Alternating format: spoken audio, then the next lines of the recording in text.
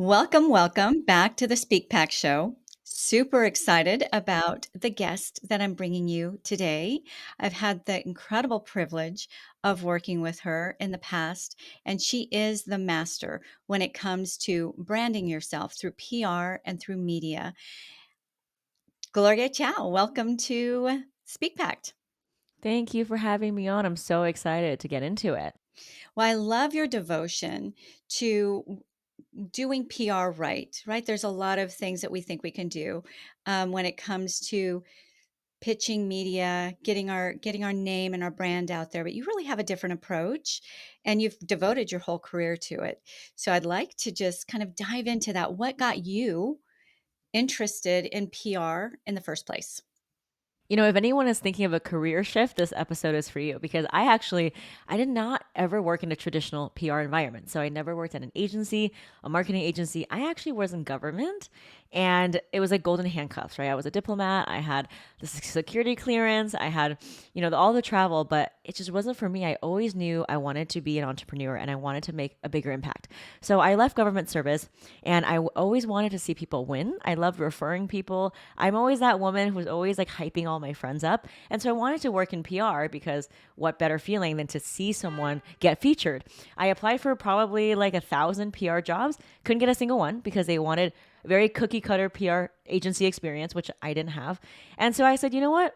Screw this. I'm going to do it on my own. So I started getting really tiny unknown clients in the finance world, in the tech world, and they're just building their product. And I started cold calling the operator at the New York Times, at CNBC, at Wall Street Journal. By the way, I don't know any journalists, right? I had no connections. And I started just doing my cold pitch. So from cold calling thousands of times, getting rejected thousands of times, I came up with a framework that makes PR accessible for the everyday business owner, the entrepreneur who does not have PR experience. And I've taught thousands of entrepreneurs how they can cold pitch. Yes, cold pitch works.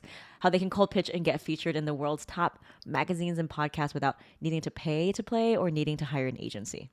Love that. Love your spirit. It's tenacious and it's like, I'm going to do this. I'm going to do this, right? Because I'm sure. But just give me an idea, like for how many calls were dead ends before you got one person who actually gave you the time of day? I would spend hours just redialing that phone, just trying to like perfect my elevator pitch. Or during lunchtime when they swap shifts, I'm like, oh, good. And now I'm going to get someone else who doesn't know that I've been like pestering them with the whole morning. So I'm talking like thousands of calls and thousands of emails. And I think through the fact that I just didn't have any way in, I was always an outsider. I started to pick up on what journalists liked. Like, how can you position your message in a way that the journalist is like, tell me more, instead of just, hanging up the phone.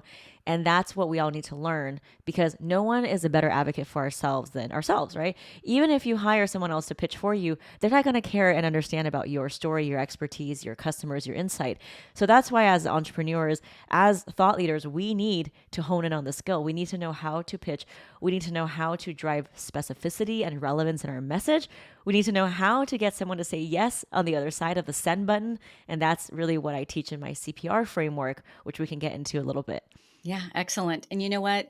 I love that you are an award-winning PR coach because you didn't come with any leg up, right? You actually did it totally raw, maybe not even formal training and even what to do. You just did it. You've learned the real way, the organic way, what worked, what didn't work, and now you help others understand the same. So that is absolutely beautiful. And I do.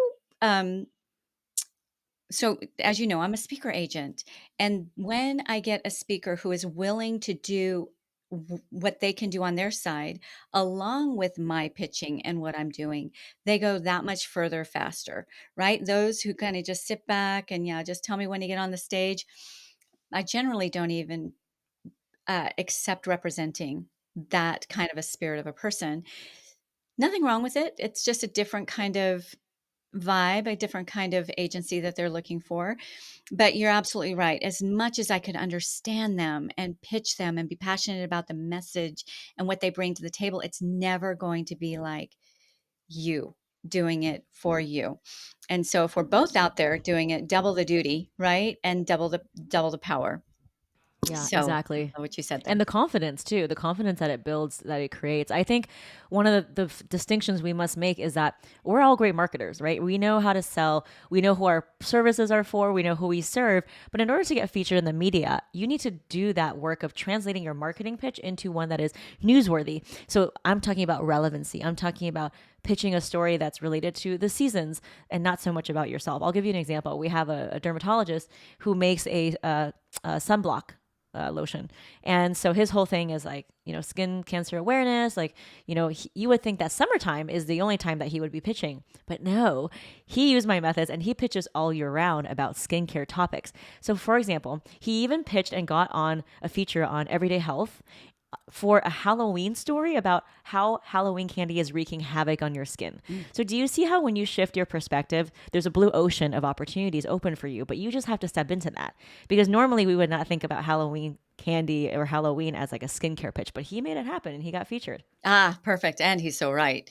But yes, so the strength of PR is that third party validation, right? That authority building piece. Same with if somebody represents you and is out there pitching you, it's that other person and over and above yourself saying, "Hey, I'm worth looking at. I'm worth listening to." What I love about what you do, Gloria, is you have a very untraditional approach and now very proven approach to PR. How do you differ from maybe the average kind of PR agency out there? So we're not an agency at all. So we teach you the tools. We give you PR is really simple. Don't let the agencies who charge $10,000 a month tell you it's not.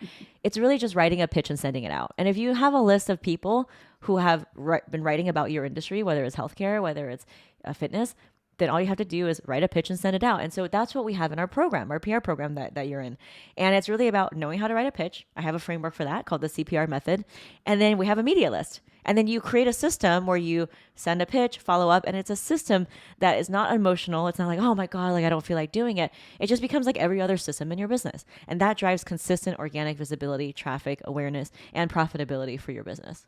That was really what attracted me to you to begin with, to even reach out and have any part in what you offer, because I operate very similarly.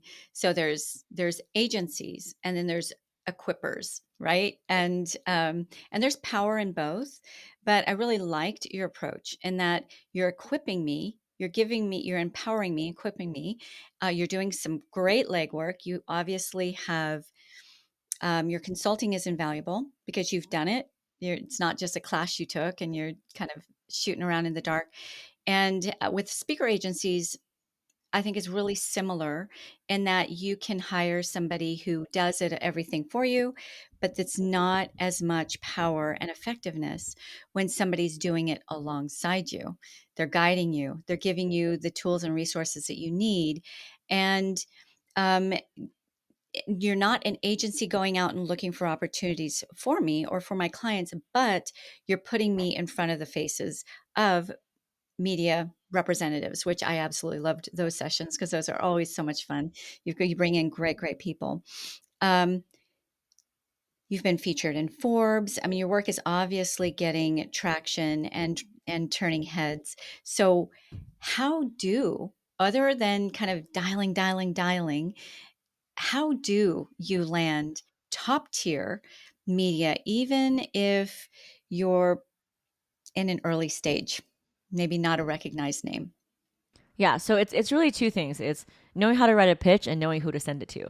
So in terms of who to send it to, we have a database obviously, but you can start to kind of go at it on your own. If you install a Google News alert, it's free. You type in Google News alert in the search bar. It will give you all the different articles that's digital that's being published on your industry. And so all you have to do is copy and paste the name of the journalist into like an Excel sheet and you can start populating your own journalist media list. Here's a tip about connecting with journalists. You can find them on LinkedIn. You can find them on Twitter. You can follow a hashtag journal requests. It's just all the journalists asking for a story that day, asking for someone to interview. You can also sign up for HARO, which stands for Help a Reporter Out. You can sign up as a source and you will see every day all the journalists looking to interview different people from all walks of life. Those are all the grassroots way you can start to compile your media journalist list. And here's another tip. You don't never want to send your pitch to info at or PR at, right? You want to send it to a specific writer who's covering your beat, meaning are they right? Are they a health writer? Are they a fitness writer? Are they a trend and design writer? You don't want to send it to the editor in chief because they are not reading your emails. They're busy doing their own book tours or something, right? So be specific in who you're reaching out to. So that's the media list part of it, who to send it to. Now, let's talk about what to write. So a lot of people don't know how to write a pitch. It's fine. It's not something we were ever taught. And a lot of times you know how to write it in a salesy way, right? Like buy my product, like use my service. Here's who I help. Here's the testimonials. Here, my CPR method, that stands for credibility, point of view, and relevance. And you can watch my masterclass at gloriachowpr.com/masterclass, where we go much more deep into it. But basically, your pitch needs to be optimized for a journalist. And journalists want to know what's relevant. They want to know what are the trends, what consumers are talking about. They don't want to know the benefits and features of your program. You're not selling to the journalist. So instead, what you're doing is you're taking a step back and you're translating your sales pitch into one that is about the story, the insight, or the trend. So here's an example. The dermatologist could have said, hey, I have a thriving practice in Dallas and I am the founder of X, Y, and Z, and here's what we're doing, and Skin Cancer Awareness Month is here. So here's how much my product costs, right? That is a salesy pitch that a journalist is not going to want to pick up. They're going to say, okay, well, we have an ads department. I can give you their number. Why don't you go pay for an ad? So if you want the journalist to see you as an expert, you need to have a point of view. So let's translate that pitch. So instead of saying that he's, from Dallas and he has a thriving practice and he has this, it's all about, hey, as summer approaches, did you know that 1 in 3 Americans will be diagnosed with some kind of skin abnormality? And it's so easy for us to just you do these 3 things before our beach day to minimize our sun risk. 1, 2, and 3. I can be reached on, this phone number. I am a certified dermatologist, and I'm also an advocate for skin cancer awareness. Here's how I can be found. Do you see how the tone of the 2 messages are very different? Mm-hmm. Yes. Love it. Basically, it's all about them versus who they're speaking to. So it's like, yeah, I can see how I would use that. I'm interested in this person versus getting kind of a resume from someone, which they probably receive Exactly. hundreds a day. Yeah. So, what do these media professionals prefer hearing from a PR rep or you directly? I mean, think about it, right? If you're a journalist and you want to write the story, why are we putting another level of friction? Like, let's remove that. They want to talk to you, the expert, because they're not going to write a story by talking to the PR rep. That's not a story. So if they need to talk to you anyways, why not just remove that middle layer and let's give ourselves back the key. We hold the key to the media. We hold the power. It's just about knowing how to write a pitch using the CPR method. You need to have a credibility piece, a point of view, which is usually 3 bullet points. It could be 3 tips, 3 things, 3 ways. And then you just conclude, and then the relevance piece. So that's CPR. And I like to write my pitches using the relevance first, because what is news if it's not relevant? So all of my emails start with the relevance. So if it's summer season, talk about summer season. If you're pitching something for the holidays, talk about that. Maybe it's dropping in a statistic. Maybe it's talking about a TikTok trend, but you want to start with the relevance piece first so that you can quickly capture the attention of that journalist. Oh, so good. Yes, and I love your CPR method because it's simple, clear, not complicated. And I think if you get too complicated or if you go too long, you're just going to lose. You're going to lose the meat. They are so inundated. You want to catch attention fast. I love that you said lead with the relevance, and get them what they need in bullet points, just really, really quickly, so that they can determine right away, swipe right, swipe left, right? If they're going to give you the time of day. Why, Gloria, is PR even important, especially for experts in thought leadership, for more of the intangibles? Because I've seen you work on both sides. You work with those who have like a physical product or a really definable service, like a dermatologist, and others who are maybe thought leaders and speakers and authors. Why bother with PR? Well, it's instant credibility, right? And what is thought leadership if it's not credible? How do you define yourself as the go-to person in your niche? You don't do that with paid ads. And you don't do that with Instagram. First of all, it's not searchable. It's not SEO optimized. So PR is that holy grail because it gives you that searchability and it gives you that long-term visibility, because I'm talking about SEO backlinks. My Instagram reels do not give me backlinks. My paid ads do not give me backlinks. Anyone can run an ad. But is everyone going to be able to be featured in the New York Times? Is everyone going to be able to be on a podcast? No, it takes a little bit of vetting. And so being able to have that visibility that's separate from just paid marketing will give your customers that trust, and it will establish you as the authority so that you can have more doors open for you, whether it's for panels, awards, speaking, and all of those things are compounded assets for your business. I always like to think of it this way. Anytime you're doing anything as a CEO or a thought leader, are you doing busy work that you can delegate, like Instagram and customer service and, video editing, or are you building long-term assets for your business? Now, creating a talk, giving a talk, being on a podcast, those are to me long-term assets that work for your business even while you sleep, because it's still something that compounds over time, and you can use that for future pitches and future opportunities. Ah, so good. Okay, so do you believe that marketing is also relevant and important, probably especially depending on the space that you're in? But I guess in the ratio of things, how important is PR, which is a lot of ROE, right? A lot of more effort. It doesn't maybe cost you as much unless you're hiring somebody to help you with that, versus the ROI of buying ads. Do you recommend a blend or a focus on one or the other? I think if you're in the product business, definitely there is a place for ads.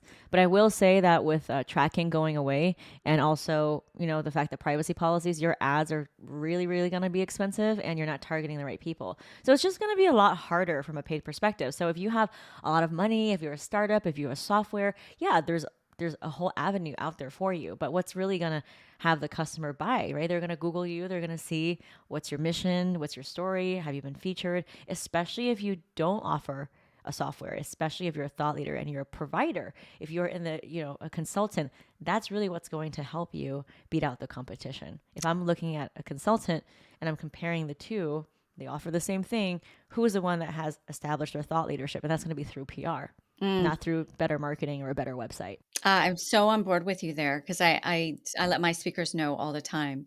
You want to be Googleable. Like you don't want to be hidden. So when I Google your name, I want to see you everywhere. And that's a big reason why I advocate podcasts, especially top 5 percenters, right? And media and PR, because just on your own social network, or, the engagements that you do here and there, a lot of times those engagements don't get a spot on a Google search or a search engine search, whereas PR and media always do, right? You're always going to come up in a search string. So that was a really, really excellent point. What is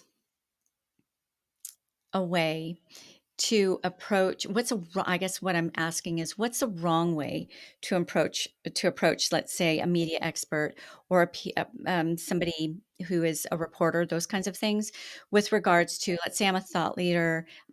My topic is in getting your voice out there, making an impact through your voice, and I reach out to somebody who's clearly their whole mission and message is about child raising, right?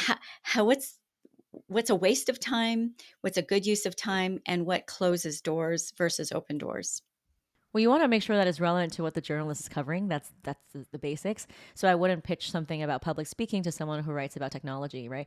And you need to. That's what I mean by you need to do the work to make sure that the person you're pitching to has a history of writing about that. A great way to break the ice is just a comment about their last article that they wrote. Hey, I loved your article that you wrote last week. It's super relevant for me. Here's why. You can send them a message on LinkedIn. You can send them a message on Twitter. Now with social media, there's so many free ways to connect with journalists that it really is possible. And journalists want to hear from you. They do not want to lose journalism integrity. And the way that they can stay integrous is by interviewing people from all walks of life, constantly featuring fresh voices so that they're not the spokespeople of Fortune 500 companies. So they want to hear from you. They need to hear from you. And, it's about time that you step into that power and really believe that and throw your name in the hat, because why not you? I always say to my PR students, why not Why you? not you? I love that. And do your homework, right? Which leads to the relevance. So that whole relevance piece that you talked about, lead with relevance. You're leading with relevance of why you're relevant to them, but also in leading with, hey, I read your recent article on ABC, and this is why I feel like I would be relevant. for your show. So, any other tips or tricks with regards to researching them and getting kind of the insider insights onto who they are and what maybe the pattern is on what they're looking for? Let's say they talked on a topic right now. Do they normally continue on a theme throughout the year? How do you kind of discern what would be relevant for a given? So I really like to think of relevance in a couple ways. One of them is seasonal relevance. So that's like winter, summer, and then there's also policy relevance, right? Is there something in your industry that's a new policy or a new regulation? And that's always going to be relevant, whether it's on the state or federal level. Are there any new findings and research reports? You can piggyback on that. Another way you can find your relevance is, what are the big Fortune 500 companies doing? Can we piggyback on a bigger news article, but just offer a different viewpoint? So those are all the ways that you can become relevant. You can bring in third party data. We had someone who is a speaking coach for introverts, and she got featured by literally saying in her email, according to this research, introverts are better suited for certain C-level positions, and here's why. And here are 3 tips as an introvert advocate to help your readers who are introverts really make an impression at their next holiday party. So there's all different ways you can come up with different angles, but they really kind of fall into those buckets. So it takes some thought. No cutting and pasting, right? It is a numbers game, but you always need to make it feel relational and personal. Well, you can copy and paste once you have a really good pitch. So in my program, right, you're not writing 100 different pitches for 100 journalists, but once you write a really good and solid pitch, you can pitch that for multiple people who write that specific topic. Right, right. So this sounds like it could take a lot of time. Like you can invest quite a bit of time pitching yourself to all the different, because I don't know if there's a final number of how many media outlets are out there. So really honing into the ones that are relevant to you and that your information is relevant to, and begin pitching. So it can feel like, wow, I just don't have that time. Where are areas in business that you actually save time where you might be able to swap that out for these efforts?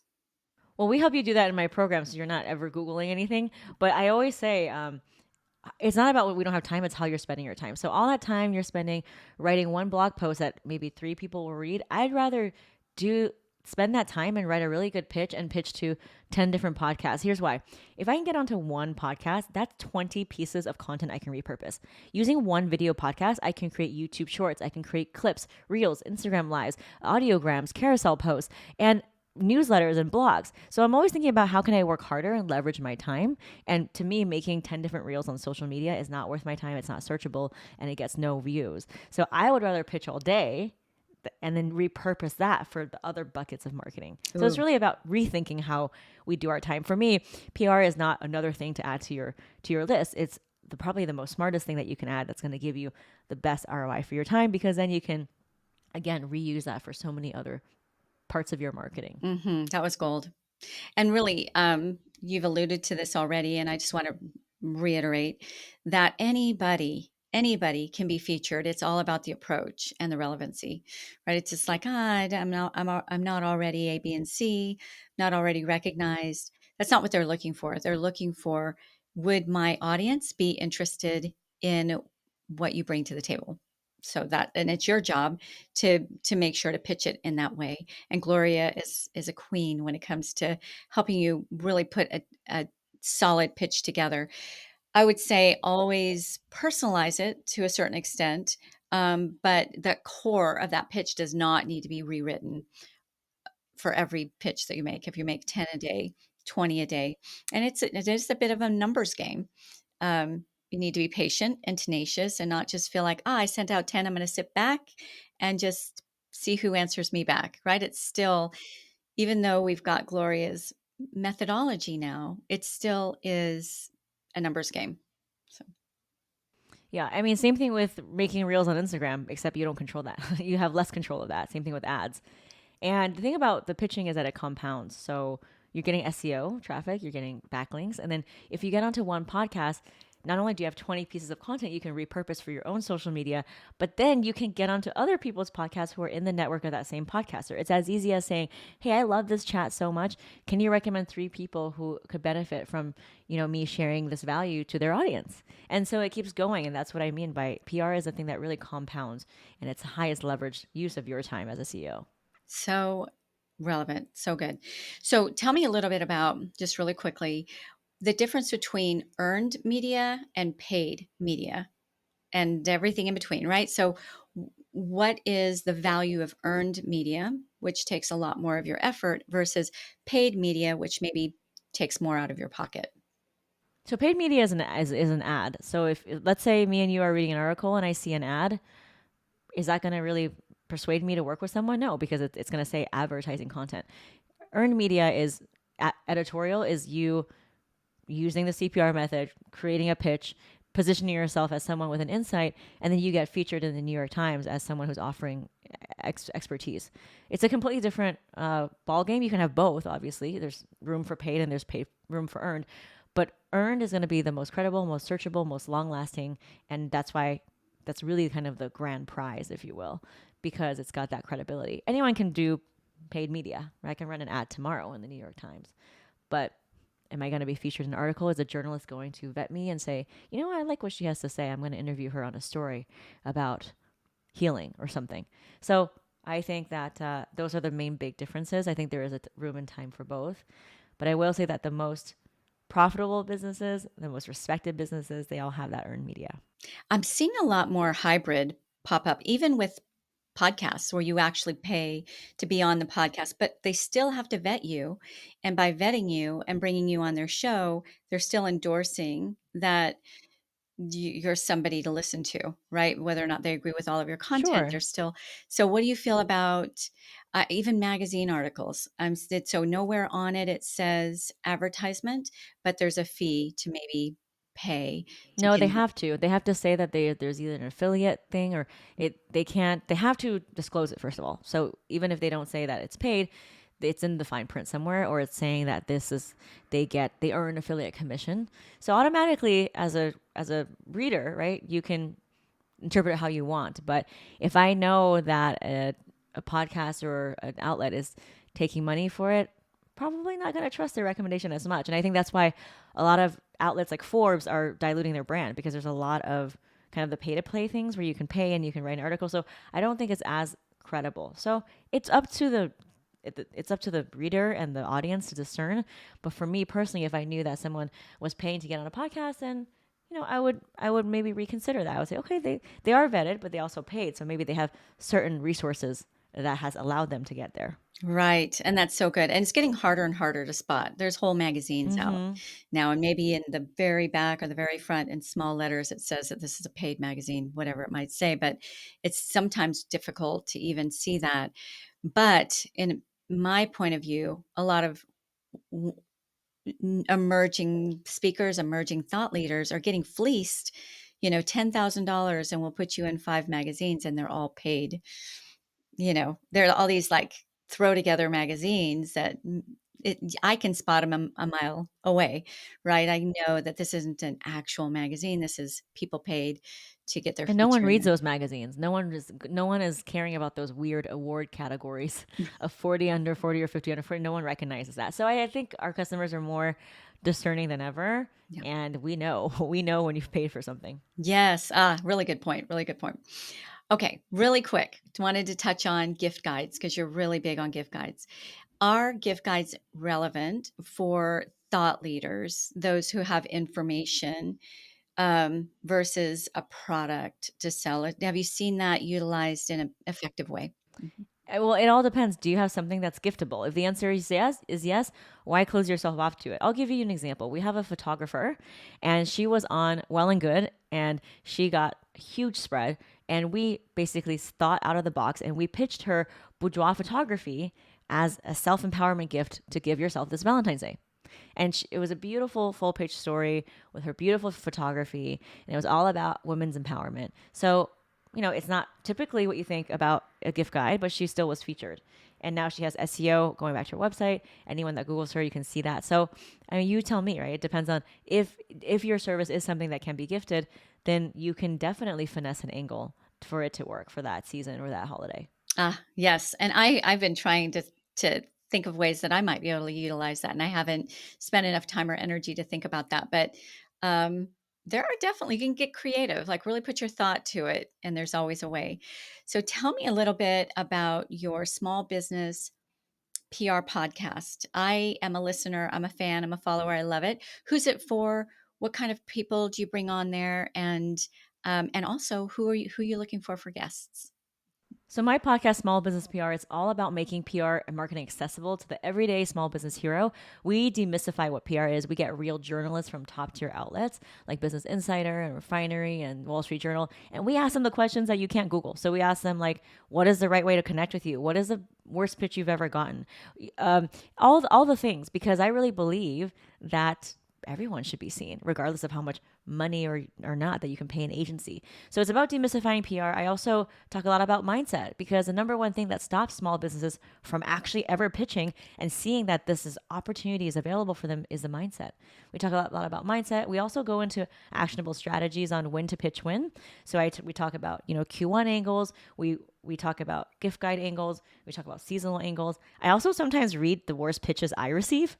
And of course, I don't say their names, but I will read word for word the pitches I receive for my podcast so that you can avoid those mistakes. So I really have a great time with it. And I hope you can tune in because there's lots of different episodes for anyone who's interested in more visibility. It's an excellent show. I love hearing from you coupled with the actual person who's out there fielding those pitches, right? You're fielding them for your podcast. They're fielding them maybe for a magazine or for a news station, whatever it might be. And it's just a really great blend. So definitely look up Gloria's show. I will make sure that the link is in the chat. It's really interesting that you said timing because we were just talking about gift guides. You don't start pitching gift guides right before the holiday, right?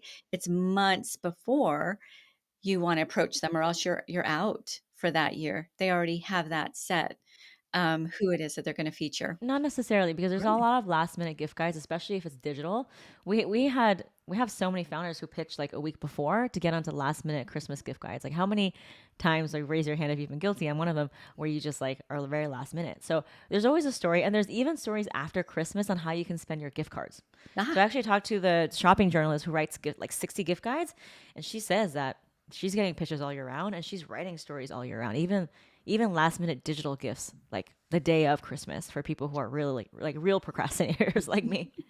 well, I stand corrected. I would think that you would need to be pitching them in June or July to be maybe your chances For print, if shift. you want to be in Mhm. a magazine, yes, that's print. But for most of the time, we want digital because it's searchable and you can easily share it. So if it's a digital magazine, then you can pitch much sooner. But if it's a print magazine, like if you're shopping at a grocery store and you're picking up that physical magazine, then yeah, it would be in June. Okay. All right, great. How can people get a hold of you, especially if they're interested in your CPR method and really digging deeper with you? So you can watch the live on-demand masterclass where I go in much more detail about the CPR, the structure of a pitch. I actually show you that photographer's pitch that got her featured in Well and Good. You can go to gloriachowpr.com/masterclass. That's Gloria CHOU pr.com/masterclass. I'm also on the social media, so you can DM me on Instagram at Gloria Chow PR. And actually, if you DM me the word pitch, I will give you a free pitching freebie to help you along your journey. Ooh, do that. Do that, guys. She's amazing. Okay, so final question. This show is Speak Pact, and it's all about making a pact together to make your greatest impact in this world. From the angle of PR and media, what is a challenge that you can leave my audience with today? Ooh, I always say everything you want is on the other side of that send button. Keep pressing send on those emails, on those requests. So, my challenge to you is get 5 rejections this week Ooh, because that just shows that you've actually done the work to press send and it's a numbers game. And the more you're comfortable with getting a rejection, which many times is just silence, you'll realize it's just a part of the process. And that's how I had to get through those thousands of rejections to come up with my method that now helps thousands of entrepreneurs. So get get that send button going, get 5 rejections, and you'll realize it's really not a big deal. Just keep at it, keep at it, keep I'm going. gonna take you up on that. I accept the challenge. That's amazing, right? Begin to really embrace and love the rejections because that means you're out there doing the work. And for every 5 rejections, hopefully, or however many objections, you will wind up getting yeses, just like you, right? You just kept at it, and you're gonna hit the right person at the right time. Sometimes it's all about timing, not necessarily rejection at all. It's just you didn't hit it quite right for whatever reason.